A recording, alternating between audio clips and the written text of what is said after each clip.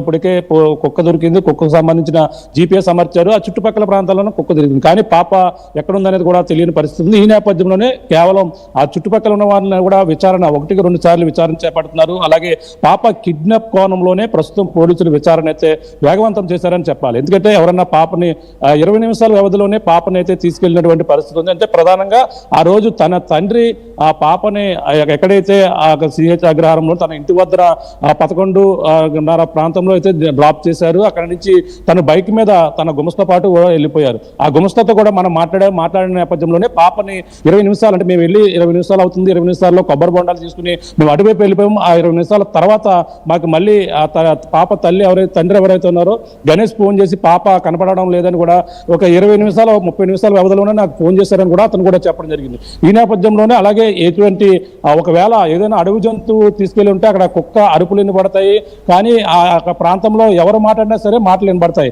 కానీ ఎటువంటి అరుపులు లేవు. 20 నిమిషాల్లో జరిగిందంటే కేవలం పాపని ఎవరైనా అక్కడ ఉన్నటువంటి పనికి వచ్చిన వారు కావచ్చు, ఆ జీడి మామిడి తోటలో ఎక్కల ఏరుకొనకు వచ్చిన వాళ్ళు కాబట్టి అక్కడ ద్విచక్ర వాహనాలు వెళ్లే అవకాశం కూడా ఉంది. ఈ నేపథ్యంలో ఎవరో పాపని లిఫ్ట్ చేశారనే కోణంలోనే ఇప్పుడు కిడ్నాప్ ప్రధానంగా పాప ఇప్పుడు అందరూ కూడా ఏదైనా జరుగుంటే ఇప్పటికే తెలిసిపోయాను. పాపని ఎక్కడైనా ఏదన్నా కనీసం ఆ యొక్క ఆనవాళ్ళు ఏదో దొరుకును, కానీ ఇప్పుడు ఎటువంటి ఆనవాళ్ళు దొరకలేదు. పోలీసులు మొత్తం జల్లెడ పెట్టినా సరే దొరకకపోవడంతోనే కేవలం కిడ్నాప్ కోణమే ఇప్పుడు ప్రధానంగా కీలకంగా మారింది. పాప సజీవంగా ఉండాలంటే అది కూడా కిడ్నాప్ జరిగి ఉంటేనే. వాళ్ళు తీసుకెళ్లిన వారు మరి కిడ్నాప్ జరిగి ఉంటే వెంటనే కుక్క వచ్చే అవకాశం ఉంటుంది కదా అనుకుని ఈ కోణం కూడా ఆలోచిస్తున్నారు. కిడ్నాప్ చేసిన వారు ఎవరైతే ఉన్నారో అలాగే పాపను ఎత్తుకెళ్లే క్రమంలోనే కుక్క వాళ్ళతో పాటు పరుగులు తీసి వాళ్ళు వెళ్ళే బండి మీద వెళ్తే బైక్ మీదే వెంబడిస్తూ దూర ప్రాంతం వెళ్ళి అలసిపోయి తనైతే తిరిగి వెనక్కి వచ్చి ఉంటుంది అనేది కూడా అదో కోణం కూడా ఆలోచిస్తున్నారు. ఒకవేళ కుక్కకు ఇప్పుడు GPS అమర్చారు, GPS అమర్చిన నేపథ్యంలోనే ఆ కుక్క ఆ GPS ఏదో వెంబడించిన ప్రాంతానికి ఎందుకు వెళ్తుందనే అనుమానం కూడా ఉంది. ఎందుకంటే వాళ్ళు అంత దూరం తీసుకుని వెళ్ళి ఉంటే కుక్క వాళ్ళు వెంబడించి ఉంటే అదే ప్రాంతానికి వాళ్ళు నిజంగా కుక్క గాయపరిచి ఉంటే కుక్క మళ్ళీ అదే ప్రాంతానికి ఎందుకు వెళ్తుంది, వాళ్ళ ఇబ్బంది పెట్టినటువంటి ప్రాంతానికి అనేది కూడా కొంతమంది చెప్తున్నటువంటి వాదన. ఈ నేపథ్యంలో నాకు చుట్టుపక్కల ఉన్న వాళ్ళు అలాగే మొదటగా చూసినటువంటి వ్యక్తిని పదే అయితే విచారణ చేస్తున్నారు. అలాగే కిడ్నాప్ ప్రధానంగా పాపను ఎత్తుకెళ్లి ఉంటారనేదే ప్రధానంగా ఇప్పుడు అనుమానిస్తున్నటువంటి విషయం. అలాగే సిహెచ్ అగ్రహారం అలాగే దొండవాక ఈ యొక్క ప్రాంతాలలో అనుమానితులను ఇప్పుడు ప్రస్తుతం కొంతమంది అనుమానించారు. వాళ్ళనైతే ఆ యొక్క కాల్ డేటా అంటే ఆ యొక్క ప్రాంతంలో పాప మిస్ అయినటువంటి ప్రాంతంలో ఎవరు కంటిన్యూగా ఫోన్లో మాట్లాడారు, ఆ ఫోన్లో మాట్లాడిన సంభాషణలు అలాగే ప్రధానంగా ఎంతసేపు మాట్లాడారు, ఎన్ని గంటలు మాట్లాడారు, అలాగే తండ్రి ఫోన్ నుంచి ఎవరితో మాట్లాడారు, అలాగే తల్లి ఫోన్ నుంచి ఎవరితో మాట్లాడారు. ఈ కోణంలో పోలీసులు అయితే ఆ టెక్నికల్ ఎవిడెన్స్ ని సేకరించే పనిలో అయితే నిమగ్నమయ్యారు. అంతేకాకుండా అక్కడ ఉన్నటువంటి అనుమానితులు ముఖ్యంగా ఆ జీడిపిక్కలో ఏరుకునేందుకు కొండ ప్రాంతానికి తిరిగిన వ్యక్తులపైన ప్రస్తుతం మనం కూడా చూసాం. RTV ఆ జీడిపిక్కల కొండ ప్రాంతానికి వెళ్తే ఇద్దరు జత చెప్పులు కూడా కనిపించాయి. ఈ మహిళలకు సంబంధించిన ఒక చెప్పులు కూడా మనం కొండపైన చూసాం. ఆ యొక్క ప్రాంతాలు అంటే ఎవరైనా ఈ జీడిపిక్కలకు వచ్చిన వాళ్ళు వదిలి ఉండొచ్చు, లేదంటే పాపని రెక్కి నిర్వహించే క్రమంలో పాపని ఎత్తుకెళ్లేందుకు అక్కడ ఏమైనా నక్కి ఉండే అవకాశం కూడా ఉంది. ఈ నేపథ్యంలోనే ప్రస్తుతం అయితే పాప అయితే సజీవంగానే లైవ్ లోనే ఉంది. పాప ఎవరో కిడ్నాప్ చేశారు అని కూడా అనే అనుమానం అయితే వచ్చింది. తల్లి కూడా ఇదే చెప్తుంది. తను పాప అయితే నాకు తెలుస్తుంది, పాపనే ఎవరో తీసుకుని వెళ్ళారు, దయచేసి నాకు ఇచ్చేయండి, నాకు పాప మీపై ఎటువంటి కేసులు కూడా పెట్టం, అలాగే మేము మీపై ఎటువంటి ఇబ్బందులు కూడా పెట్టం, మీకు ఎక్కడ మా ఇంటి గేటు వద్ద రాత్రి సమయంలో వదిలేయండి. గతంలో కూడా చూసాం కొన్ని కిడ్నాప్ ఘటనలో మండపేట ప్రాంతంలో కూడా ఇదే తరహాలో కూడా కిడ్నాప్ జరిగింది. తెల్లవారేసరికి 4 రోజుల తర్వాత ఒక ఇటుకల బట్టి వద్ద బాబుని వదిలేసి అప్పట్లో జస్జిత్ చాలా మండపేటలో చాలా సంచలనంగా మారింది కిడ్నాప్ కోణం. అది కూడా ఈ విధంగానే తెలియని పరిస్థితి, ఎవరో తెలిసిన వారే కిడ్నాప్ చేశారని కూడా అనుకున్నారు. ఆ విధంగానే ఆ బాబుని అయితే అక్కడ వదిలేసి వెళ్ళిపోయారు. తెల్లవారేసరికి బాబు అక్కడ సజీవంగా కనిపించినటువంటి పరిస్థితి ఉంది. అది ఆ విధంగా క్లోజ్ అయింది. ఇది కూడా ఆ విధంగా క్లోజ్ అయ్యే అవకాశాలు అయితే ఉన్నాయి. పాపని ఇప్పుడు ఎవరైనా ఎత్తుకెళ్ళి ఉంటే మాత్రం ఏదో ప్రాంతంలో ఖచ్చితంగా వదిలే అవకాశం ఉంది. నిన్నటి వరకు కూడా వాళ్ళు పాప ఏ అడుగు జంతువు ఎత్తుకెళ్ళింది, అందుకనే పాప ఇంకా రాలేదు, పాప ఏదో కొండ చెలువు మింగేసి ఉంటుంది, ఇటువంటి అనుమానాలు అయితే మాత్రం వాళ్ళు సేఫ్ జోన్లో ఉండి ఇప్పటి వరకు కూడా ఉన్నారు. కానీ పోలీసులు ప్లాన్ బి మార్చారు. ఇప్పటి వరకు కూడా అవన్నీ కూడా జల్లెడ పెట్టారు. ఇవన్నీ కూడా కొండ ప్రాంతాన్ని మొత్తం అనువనువు కూడా పరిశీలించారు. కానీ ఎక్కడ కూడా దొరకని పరిస్థితి కనబడుతుంది. ఇప్పుడు ప్లాన్ బి పోలీసులు అయితే అమలు చేస్తున్నారు. పాప కోసం అయితే ఎక్కడ ఇప్పుడు కిడ్నాప్ కోణమే ప్రధానంగా కీలకంగా ఉంది. ఆ కిడ్నాపర్లు ఎవరైనా సరే పట్టుకుని తీరుతామని పోలీసులు ఛాలెంజ్గా చాలా ఈ కేసును అయితే తీసుకున్నారు.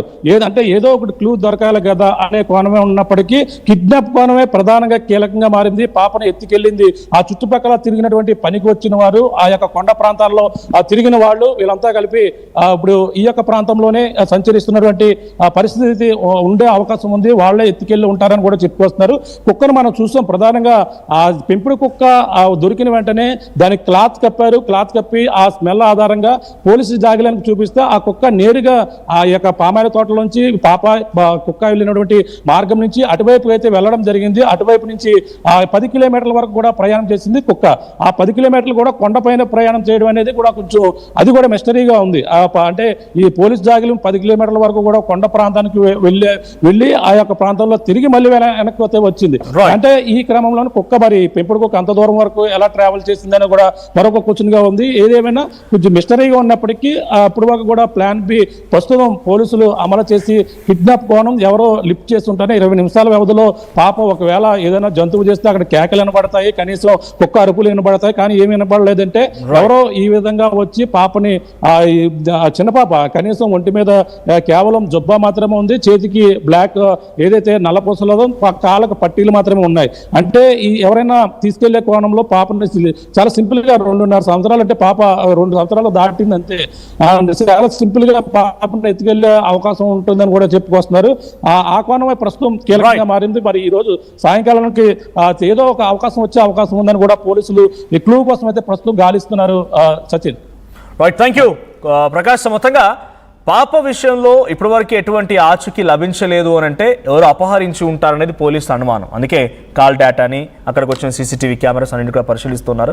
సో ఇంత దూరం కొన్ని కిలోమీటర్ల వరకు అంటే ఆ పాప ఉన్నటువంటి నివాసం దగ్గర నుంచి ఒక 500 మీటర్లు 200 మీటర్లు దాటిందంటే ఒక ఎత్తైన కొండ, ఆ చుట్టూ అటవీ ప్రాంతం, మధ్యలో పామాయిల్ తోటలు, జీడి మామిడి తోటలు ఇవన్నీ ఉన్నాయి. ఎవరైనా అక్కడికి వచ్చి పనిచేస్తున్న కార్మికులే ఈ రకంగా చేసి ఉంటారా? అందుకే ఆ పాప అక్కడ ఏ రకంగానూ తను సేఫ్గా ఉన్నా, ఇంకేదైనా జరిగినా అక్కడ ఎక్కడా ఆచూకీ లభించలేదు అని అంటే ఎవరైనా అపహరించి ఉంటారా అనే కోణంలోనే పోలీసులు దర్యాప్తు ముమ్మరం చేస్తున్నారు. ఒకసారి ఈ అంశం పైన డిఎస్పీ మాట్లాడుకొచ్చారు. ఆయన ఏం మాట్లాడారో చూద్దాం. ట్రేస్ అయ్యేంత వరకు అంటే వారం రోజులుగా ఎలా ఒక డాగ్ మీద ఆధారపడిన పరిస్థితి ఉంది. అంత ఇంత టీం పనిచేస్తుంది, కనీసం ఏమీ దొరకలేదా? చెప్పాను కదండి, టెక్నికల్ వాల్యూస్ని ఎవిడెన్స్ మీద కూడా మేము ఇది చేసాము. టవర్ డంప్ తీసాము. ఇక్కడ ఎవరైనా అనుమానితులు ఎవరైనా ఈ ఏరియాలో ముందు కానీ వెనకాల కానీ ఈ మిస్సింగ్కి ముందు 3 రోజుల ముందు నుండి ఇక్కడ ఎవరైనా రక్కీలు చేసి ఇవన్నీ చేసిన అవి కూడా తీసాం. డాగ్ మీద ఆధారపడడం కాదు, ఎవిడెన్స్ లో భాగంగా అది కూడా ఉపయోగిస్తున్నాం. అంతే తప్ప మనం ఓన్లీ డాగ్ మీద బేస్ అవ్వట్లా అవకాశాన్ని కూడా ఉపయోగించుకుంటున్నాం.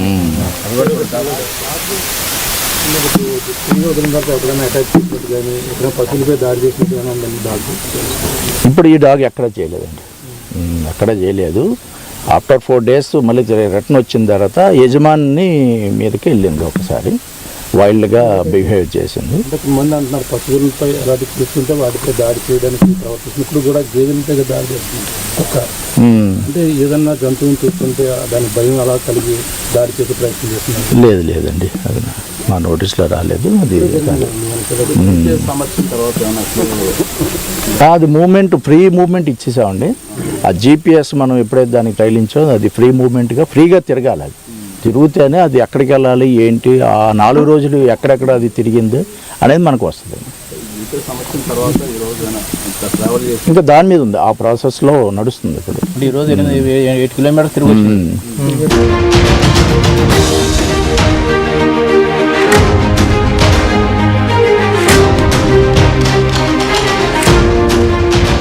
తునిలో సిహెచ్ అగ్రహారం గ్రామం